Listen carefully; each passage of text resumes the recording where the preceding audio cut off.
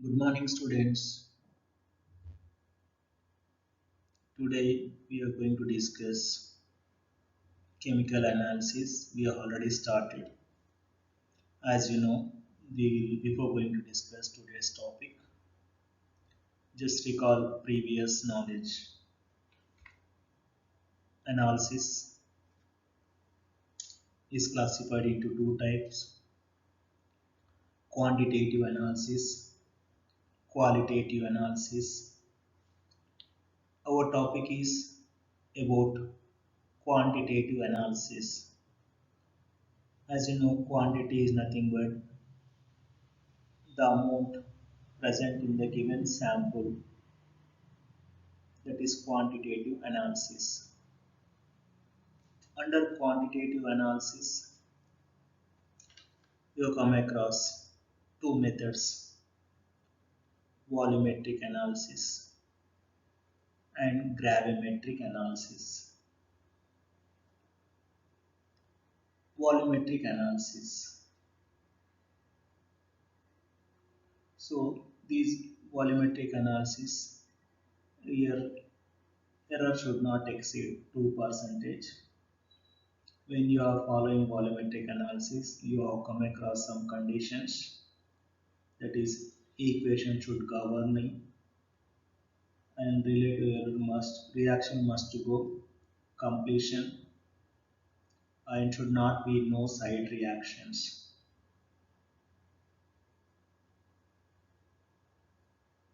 Standard solution must not alter. These were the conditions when you were studying about the gravimetric analysis, volumetric analysis. Now come to titrations. If you look at that, quantitative analysis is volumetric analysis and gravimetric analysis. Under volumetric analysis, you will come across volumetric analysis classification, that is acid-base titrations. They are also known as neutralization titrations. Again, this acid-base titrations: acidimetry, alkymetry. Acid is using to measure that acidimetry. Base is using that alkymetry.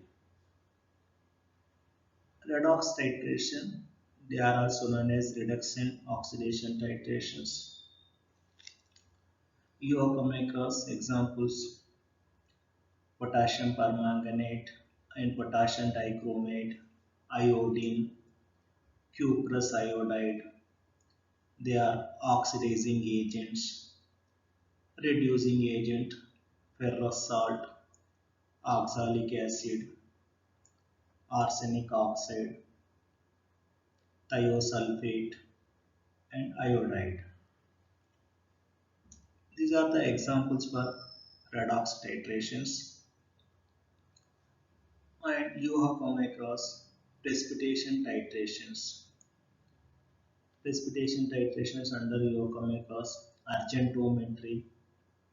In argentometry, silver nitrate versus sodium chloride, silver nitrate versus potassium thiocyanide, you have come across. Complexometric titrations, there also you have come across with the help of different kinds of complexometric titrations. With EDTA, when types of EDTA complexometric titrations, under that you have come across direct titrations, back titrations, substitution titrations, alkalimetric titrations you have come across, and you have come across indicators also, metal ion indicators, that is urichrome black tea, muroxide, and okay, muroxide you have come across. These are the metal ion indicators. Under redox titration, you have come across indicators. Redox indicators are different types. You have come across safe indicators, external indicators, redox indicators, and examples also have come across. Ferrine and diphenylamine, they are examples for redox indicators. Okay, all these things you have come across, and today we are going to discuss about gravimetric analysis. In last class, we have completed precipitation titrations and complexometric titrations. In precipitation titrations, it is known as accentometry. Under accentometry, you have come across different methods: Morse method, Spartan's method, Polar's method. In gravimetric analysis.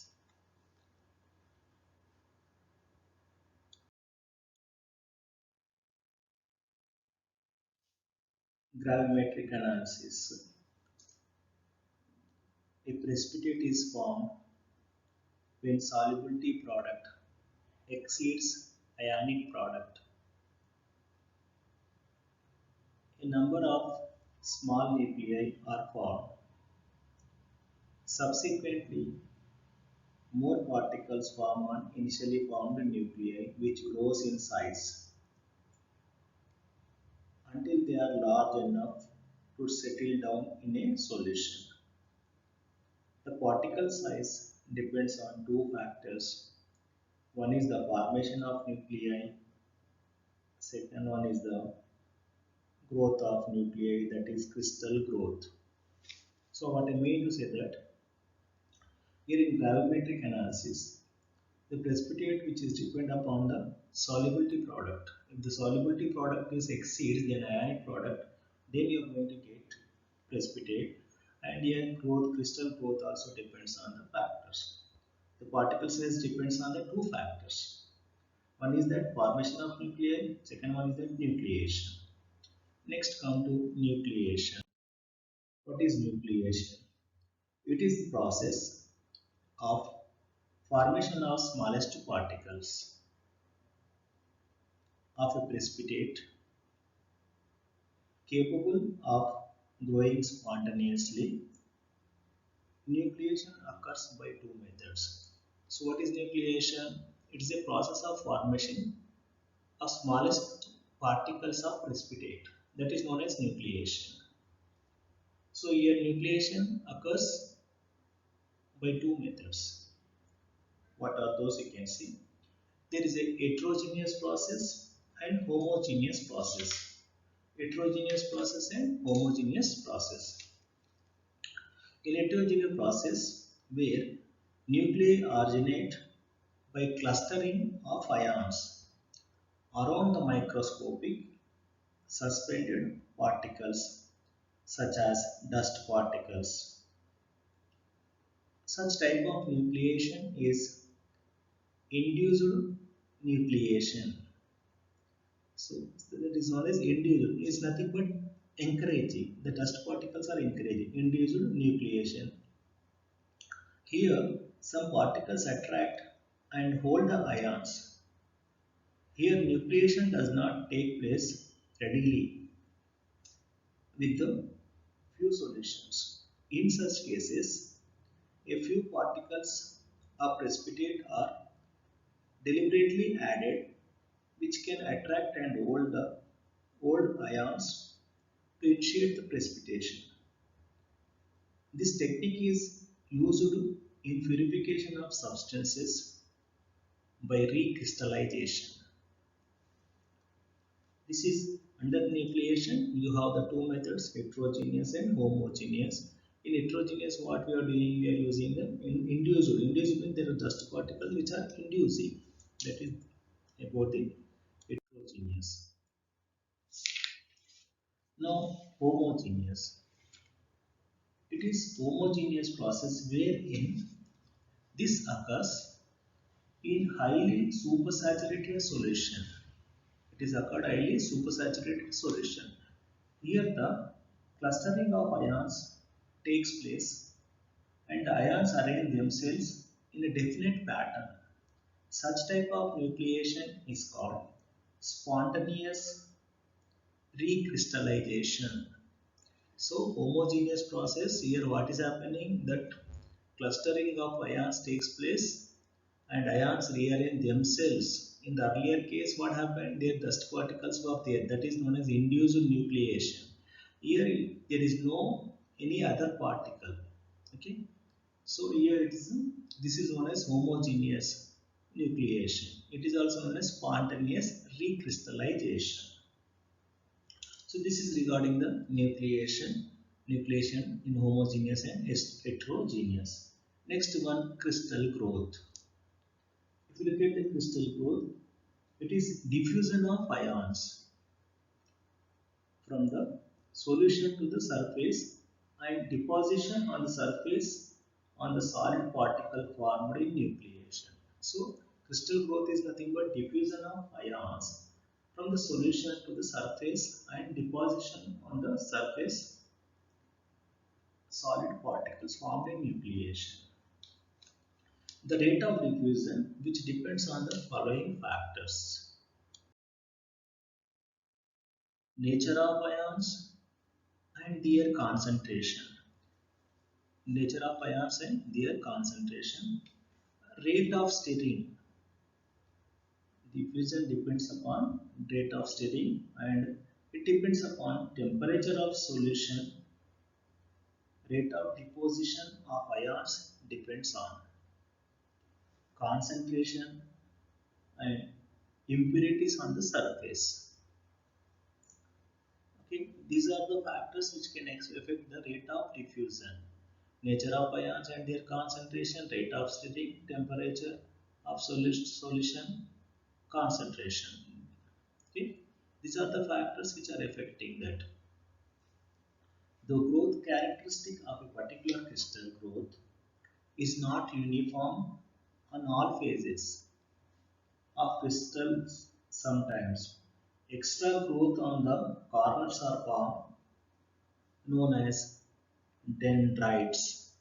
So if you look at that in the during the crystals, you will find some extra growth that is known as at the corners, that is known as dendrites.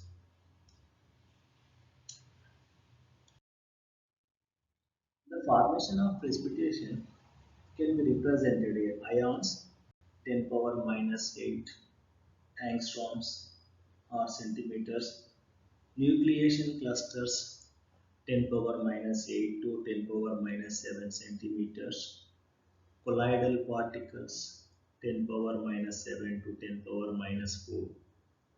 This is regarding crystal growth. Next come to purity of precipitation. Gravimetric determination is altered by purity of precipitate formed. There may be contamination from one or two other substances,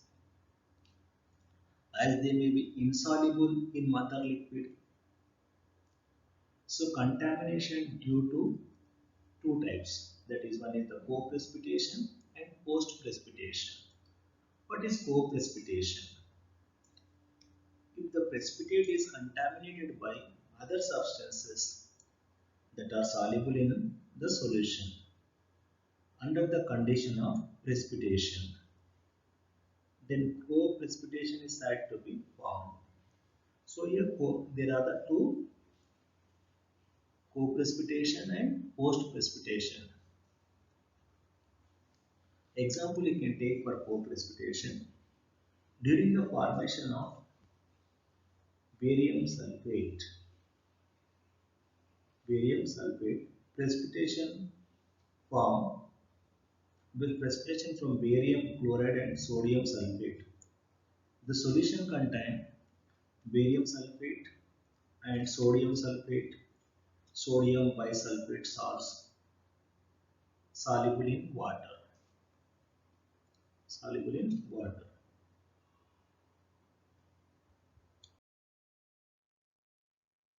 So next come to the co-precipitation. So co-precipitation is the precipitation of other soluble co-precipitation, other soluble substance along with insoluble precipitate. Thus, impurity may also precipitate along with product precipitate either simultaneously or immediately one. For example, for co-precipitation, insignificant co-precipitation during precipitation of silver chloride, significant co-precipitation in preparation of hydrous ferric oxide. This is regarding the example for co-precipitation. So purity of precipitation, there can be contaminations. What are those? Co-precipitation and post-precipitation. So co-precipitation means you are coming across when it's happening and post-precipitation. Now, mechanism for co-precipitation. Mechanism for co-precipitation.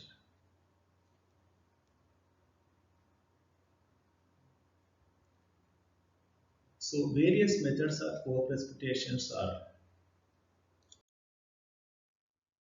surface adsorption. This is one of the mechanisms for co-precipitation. It is adsorption of oppositely charged particles or impurity molecules from the solution by precipitate particles at the surface. This is the surface adsorption. It is one of the method co-precipitation. Occlusion, the process of physical trapping of foreign particles with the precipitate, that is known as occlusion. Inclusion, it is the process of impurities being randomly in the form of individual ions or molecules throughout the crystal. So co-precipitation, under co-precipitation you have come across different mechanisms. One is surface adsorption, occlusion and inclusion. Now come to post-precipitation. Precipitation of an impurity after some appreciable time of the primary precipitation of the main substance is known as post-precipitation. The name itself indicating post. After the primary precipitation, some time is taken, then post-precipitation is taking place. The primary precipitate becomes a nucleus for post-precipitation. Example you can take, when acid solution of ammonium oxalate is added to acidified solution of calcium and magnesium ions. Calcium oxalates separates as a primary precipitate. Calcium oxalate separates as a primary precipitate. The solution becomes saturated because of high concentration of magnesium ions. At this point, the primary precipitate should be filtered, redissolved and reprecipitated.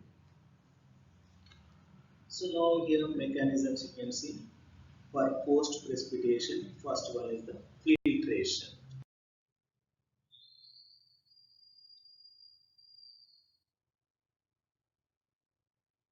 Filtration. Okay. Filtration is a process of separating precipitates from the mother liquor.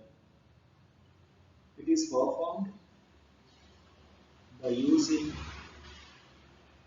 Request, Whatman, filter, paper or sintered glass crucible. Different Whatman filter papers numbered 40, 41 and 42 etc. are used different precipitates. These papers are selected based on size of the particles. Okay, for example, precipitate of silver chloride, you can take ferric hydroxide and barium hydroxide are filtered using Whatman filter paper 40, 41 and 42 respectively. Sometimes precipitates are directly collected in sintered crucible of suitable porosity under vacuum.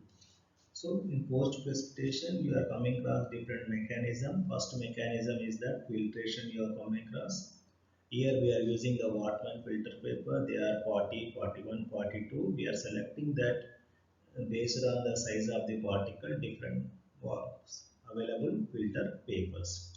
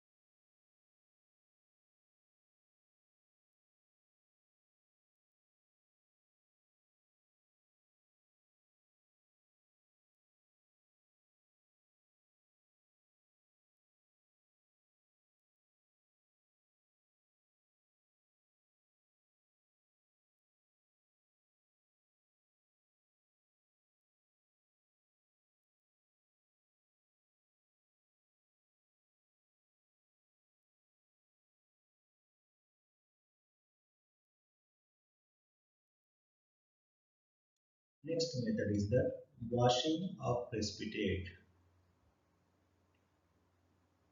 Washing of precipitate. Most of the precipitates are produced in presence of one or more soluble compounds. One or more soluble compounds, which may be accompanied to some extent with the precipitate. Hence, these soluble impurities must be removed completely from the precipitate, which is done by washing with a suitable liquid called wash liquid. A wash liquid should possess the following characteristics. It should not dissolve the precipitate. It should not react with precipitate. It should be easily volatile at a temperature at which precipitate is dried. It should not allow the precipitate to become colloidal. For example,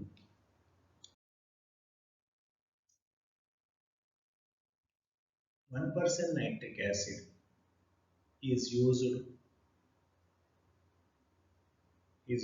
for washing precipitates of silver chloride, and 2% ammonium nitrate solution is used for washing ferric hydroxide.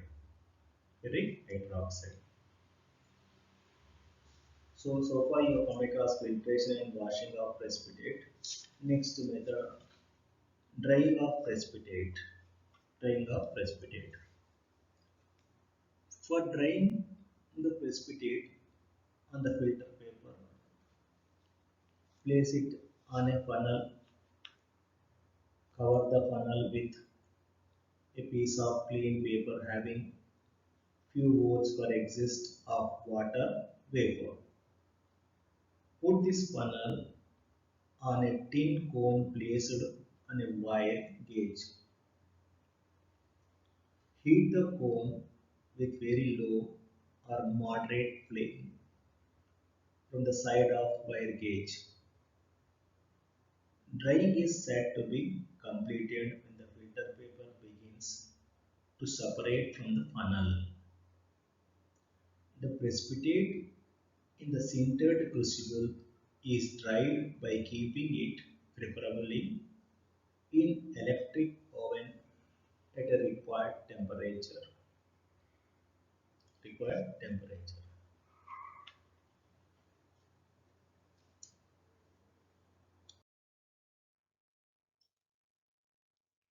Ignition of precipitate. Ignition of precipitate. So the dried precipitate may contain adsorbed water, occluded water, or water of crystallization. In addition to the evolution of water, the precipitate is ignited for converting it in a form that can be weighed. For this purpose, the precipitate is ignited in either of two ways depending upon the nature of the precipitate. So this is the fourth one. You are coming up under post precipitation. You are coming across filtration, washing of precipitate, and drying of precipitate. The next one, last one is that ignition of precipitate. So here, based on the precipitate, we are following the two methods under ignition. Ignition of the precipitate apart from filter paper. Here, in this process, is adopted when the precipitate is reducible by the carbon of filter paper. Examples you can take: silver chloride, barium sulfate, cupric oxide. So in ignition of precipitate, when do you follow? We are following that with the filter from filter paper when it is reducible by the carbon of filter paper. Okay. And how do you do this one? Separate the dried precipitate completely from the filter paper by rubbing the sides of filter paper. Collect it on a sheet glazed paper. Now burn the filter paper completely and carefully and collect the ash in weighed crucible. Heat the crucible strongly till the carbon is burnt to white ash. Cool the crucible and transfer the precipitate from glazed paper to the crucible. Heat the crucible with precipitate and ash strongly to redness. Cool and weigh. So here in this case, ignition of the precipitate apart from filter paper, what you are doing? You are collecting the dried precipitate and here what precipitate and filter paper we are removing by rubbing of the sides on the filter paper. So then you are burning filter paper completely and carefully and collecting ash and weighing the weighed crucible. Then crucible strongly dilated, carbon is burned, white ash, and cooling the crucible and transferring the precipitate from glazed paper to the crucible. Crucible and with white with precipitate and ash strong to redness. Cool. These are the steps we are following here. Here we got. Next one. Ignition of the precipitate with filter paper. So earlier case, ignition of the precipitate apart from filter paper. This is ignition of the precipitate with filter paper. So this is the method adopted for those precipitates which are not reduced by carbon. There it was reduced by carbon, isn't it? So by carbon of the filter paper, or if the reduction takes place, the reduced substance is converted into original substance easily. So in this method, what you are doing, you are using the filter paper, but reduction is not taking place. That you have to remember. In the earlier case, there is a reduction is taking place. So place the filter paper with precipitate carefully in the weighed crucible. Heat the crucible gently with a small flame so that filter paper churs without catching fire. Now increase the flame. Increase the flame. Heat the crucible strongly to redness, cool and then weigh. If you look at the process, almost 80% process is resembling ignition of the precipitate apart from filter paper and ignition of the precipitate with filter paper. So the difference is, what is the difference? There it is reducing, here it is not reducing. That is the main difference between that. So these are the mechanisms you have come across under post precipitation. Just we briefly recall what you have come across in the gravimetric analysis. As you know, nucleation you have come across, crystal growth you have come across, and then how the crystal growth depends on the factors you have come across. Purity of precipitation, here co-precipitation, post-precipitations you have come across, and under mechanisms for co-precipitation you have come across post-precipitation also you come across. For post-precipitation you have come across filtration, weighing of precipitate, drying of precipitate, ignition of precipitate. Under co-precipitation you have come across surface adsorption, occlusion, inclusion. These are the mechanisms we are following to co-precipitation and post-precipitation. This is about the gravimetric analysis. Gravimetric analysis.